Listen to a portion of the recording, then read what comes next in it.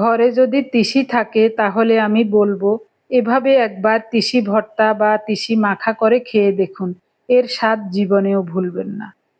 একবার খেলে বারবার খেতে ইচ্ছা করবে। হাফ কাপ তিসি আর ৩-৪টা শুকনো মরিচ শুকনো খোলায় ভালো মতো ভেজে নিলাম। পাটার উপর নিয়ে নিলাম।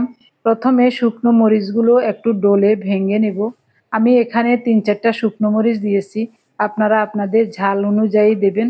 তবে এই ভর্তাটা বেশি ঝাল হবে না, আমাদের মরিচগুলোতে ঝাল কম, তাই একটু বেশি করে দিয়েছি।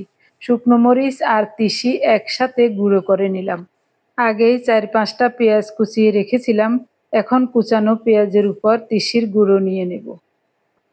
এবার দেব স্বাদ মতো লবণ। লবণটা একটু বুঝে শুনে দিতে হবে, লবণ বেশি হয়ে গেলে আবার ভালো লাগবে না।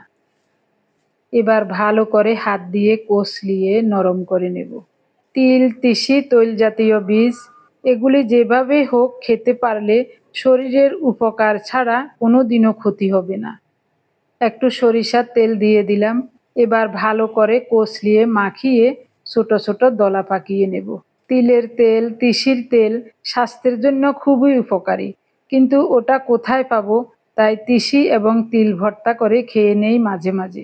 অনেক ভালো লাগে গরম ভাতের সাথে এই ভর্তা খেতে। এভাবে একবার তিসি ভর্তা করে খেয়ে দেখুন।